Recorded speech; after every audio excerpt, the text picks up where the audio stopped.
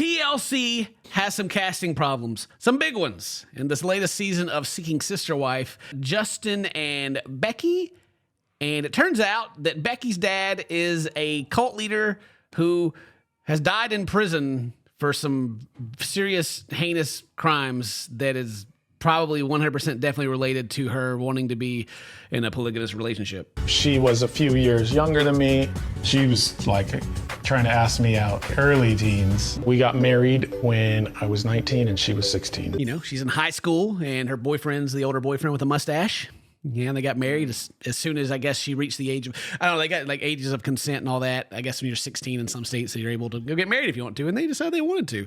The story goes that she was the aggressor, and that's, I've looked more into it in other stories, and apparently it's true that she was like, I want to marry you, and he was like, I'm older than, okay, sure, let's get married. Our church believed in polygamy as an option. My dad was the pastor of the church. He got other wives. So her dad was the leader of the church, and he, you know, they grew up in a polygamous, you know, household. Is this the same church that Garrett goes to? Oh my God, dude. So who's her dad? So her dad's name is Tony Alamo, and he was apparently a well-known evangelist who founded the Tony Alamo Christian Ministries and later died in prison after being convicted of sexually abusing underage girls who he considered his wives.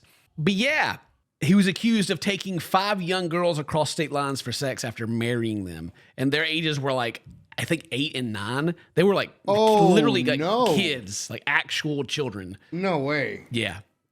Way. Totally way. Well, how is there a state that exists where you can do that? No, well, marrying is in quotes. He didn't actually marry them.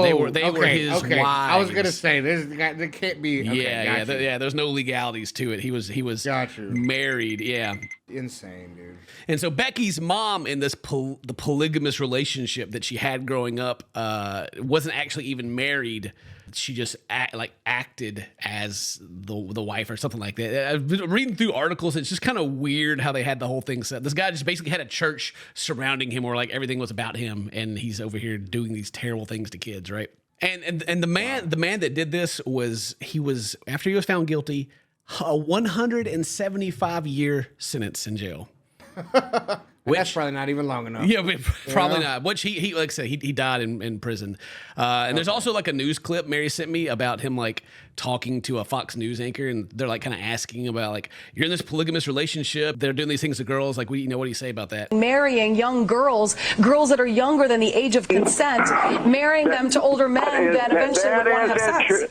That isn't true. Polygamy is in the Bible, and it's condoned by God. Now, if you weasels have got a complaint about God, you go to him and talk to him about that. Yeah, go talk to God about those problems. Wow. Yeah, you go talk to him, not me. Hey, all right. Listen, you just talk. You want to interview me, or you just want to yap your stupid mouth off? All right. Wow. You want to yap your stupid mouth off. Wow. In this news article here, they're like kind of quoting some of the things she said in the episode. And she says he got other wives as he was finding all the scriptures that prove that it is okay to do. And I got a clip that goes with that. And a lot of child abuse takes part in that. I mean, that is a fact. You have to admit that does go on in this country, and God's got nothing to do with that. Well, God does have something to do. Well, I don't know what you're talking about. The Bible states that the legal age for marriage is at puberty. Yeah. God does have something to do with it? Like, what is this guy smoking? Yo, he must... It's just another classic case of someone taking the Bible and trying to make it say what they want it to say. You know, the dude's like, it's okay, I can marry these 10-year-olds because they've gone through puberty. And the Bible that was, you know, written for an audience thousands of years ago where this was accepted in society, it's fine. And now I can do it in modern day society because I found it in the Bible. And I preach that exactly what the Bible says is fact, no matter what the time. It's just... Yeah. I don't know, man. People weaponizing religion are disgusting. Disgusting. This is... I can't even imagine, dude. And so on top of all these terrible things, Justin, like the husband in the show, his dad even wrote a letter about Tony's, like the cult leader's church in like his defense as well. That guy's delusional too? Like the letter he wrote is like, I would caution you Christians out there before you jump on the bandwagon to help crucify Tony Alamo and his church. I don't go to his church, nor am I a member, but I see the strange inconsistency in what the government and the media are saying about him and backsliding former members are saying and the works that he is doing, his church are doing. So this guy doesn't have like any proof of anything. He's like, people are saying different things. And so I don't believe that he's doing anything wrong. You know, your classic Facebook warrior. It continues on where it kind of goes on this rant about Satan and the government and the Vatican is planning to destroy the world or something. It's pretty unhinged.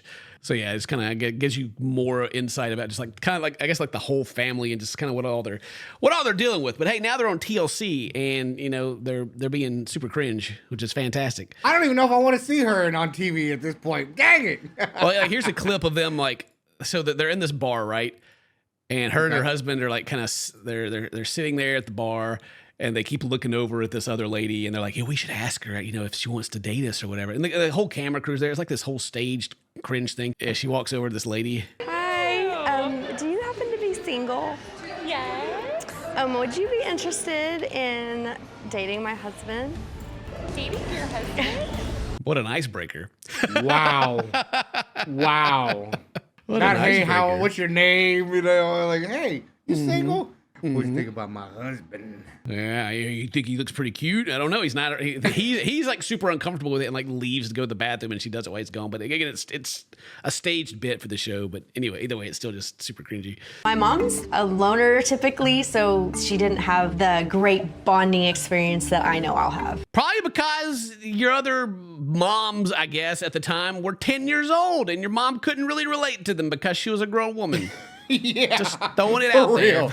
If I had to guess, age, and also the cult leader dad who's keeping everybody alienated anyway, you know. But as far as like their relationship between them go, like Becky and Justin, they've been married for 26 years and they have 6 children. And now they're like, hey, let's get into polygamy. They just renamed the show Swingers. Because that's Yeah, no kidding. Seriously. old couple swinger. We've been married for 26 years. We want to spice up our life. You know, let's go on TLC and pretend like we want to date other people. Don't tell everybody about our freaking dad and being the psycho.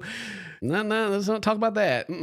Should just name the show like Our Sex Lives Suck. Because the whole time it's all it is them trying to spice it up, man. I'm glad he's dead. But anyway, that's the end of the video. That's the end of the video. So, you know, enjoy you some TLC if you want to watch his daughter go and not disclose who she's talking about when she's going through her life story. But anyway, if today's your birthday, happy birthday. So this is my friends. We'll see you next time. Bye-bye. I want to go crash his wedding at the Chuck E. Cheese.